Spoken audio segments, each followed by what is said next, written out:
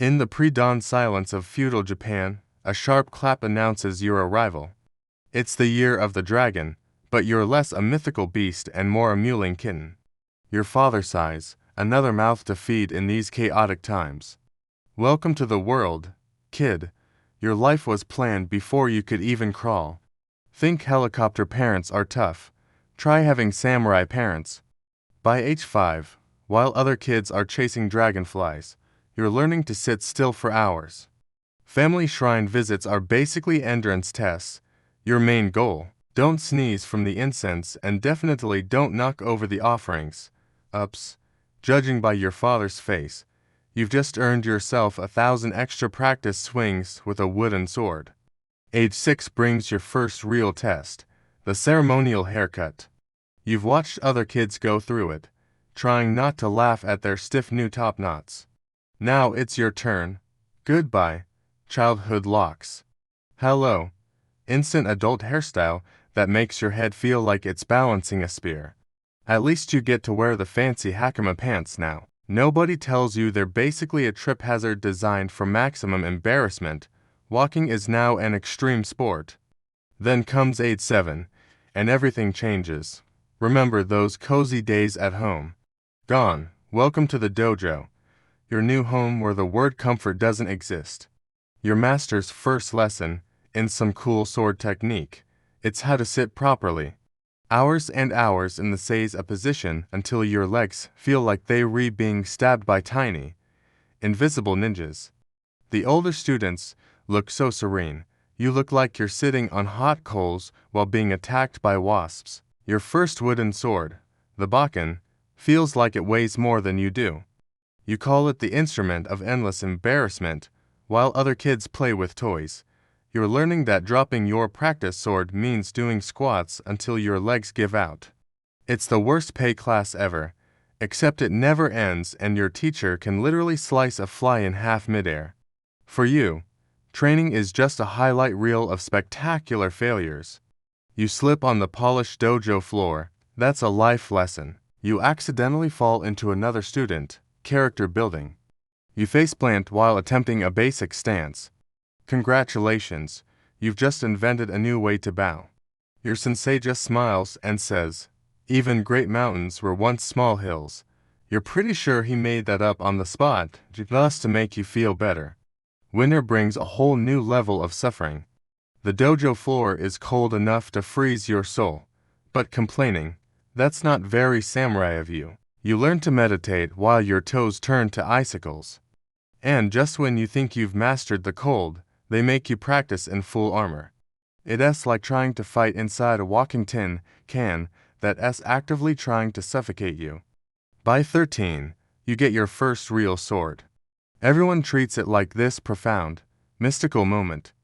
But nobody warns you about the maintenance. One tiny spot of rust, and suddenly you're dishonoring 8 generations of ancestors. The first time you clean it, you slice your palm open. Your sensei calls it a blood bond with your blade. You call it, maybe we should have started with something less sharp, like origami. Then comes mounted archery. Imagine trying to thread a needle while riding a dolphin, because apparently, regular archery wasn't hard enough. You're bouncing along, trying to hit a target while your horse clearly thinks this whole samurai thing is hilarious. Your sensei strokes his chin thoughtfully and says something wise about patience. The horse just snickers. You're pretty sure they're both laughing at you. Congratulations, you've made it to your Jinpyoku ceremony. That's samurai speak. For now you get to suffer like an adult. They give you a new name, a new hairstyle, and enough responsibilities to make your childhood look like a vacation. Your old name is gone, replaced by something that probably means honorable warrior of virtue. In reality, you're still just trying not to trip over your own sword. Your first armor fitting is like trying on a medieval Iron Man suit, minus the cool features. You'll get used to it, they say. Sure, just like you lions get used to walking around with what feels like a small village strapped to your body. Sitting down becomes a monumental task. Standing up is an Olympic event. The craftsman keeps muttering about your unique build. Thanks, you guess. Then comes your first battle, all that elegant training, all those graceful moves you practiced. Turns out, it's just organized chaos. Remember those cinematic duels you imagined? Yeah, no.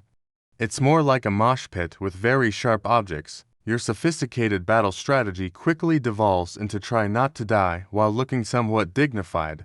You can only manage one of those at a time. Now you have to navigate clan politics, which is like high school drama but with more swords. Every formal gathering is a minefield. Drink your tea the wrong way. Political crisis, bow at the wrong angle. Another crisis, sit in the wrong spot. You guessed it, crisis. You start to suspect the real enemy, in the rival clans its proper etiquette. And speaking of crises, here comes your arranged marriage. Your future wife is the daughter of a neighboring clan's warrior. The good news, she's skilled with a naginata, a long-bladed polearm. The bad news, she's really skilled with a naginata.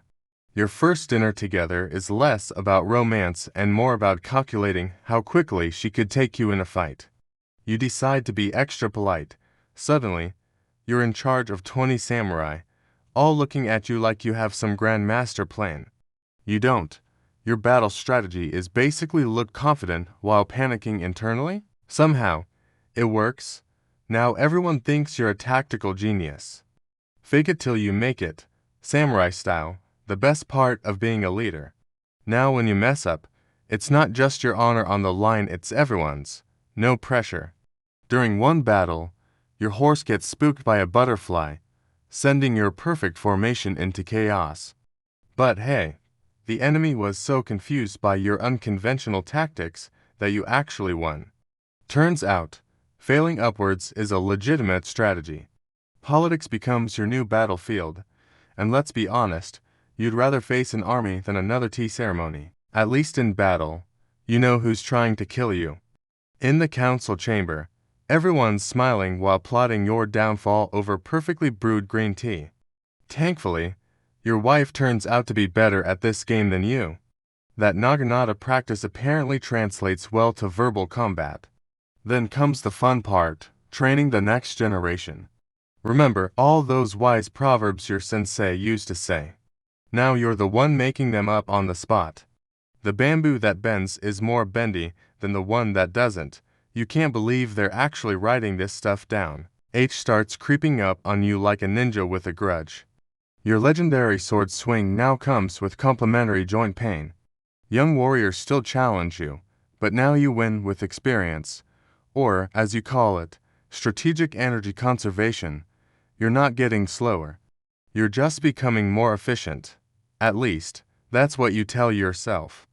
One morning, you catch your reflection in a polished blade. When did your top knot get so silver?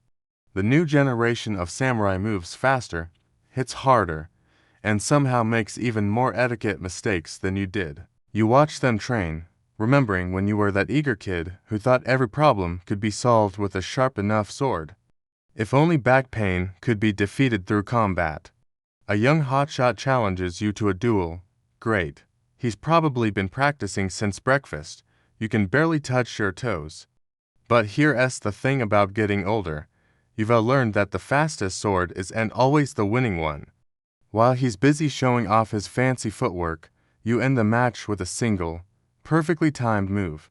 The look on his face is priceless. How? He asks, breathless. You give him your most mysterious sensei smile and say something cryptic about bamboo and wisdom. Hey, you've earned the right to be annoyingly philosophical. Your last battle, in against some legendary warrior or a fearsome army. It's a quiet morning council meeting where you prevent a war by telling embarrassing stories about everyone's grandfathers. Turns out your greatest victory comes not from drawing your sword, but from knowing when to leave it sheathed.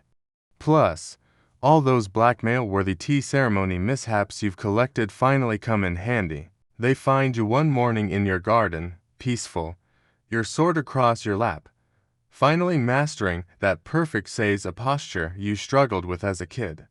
Your last message to your students in some profound teaching about honor or combat. It is simply this: the secret to being a great samurai isn't about mastering the sword. It's about surviving long enough to figure out that most problems don't actually need one. Thanks for joining us on this journey through a samurai's life. If you enjoyed this story, don't forget to like, subscribe, and hit that notification bell for more content. See you next time.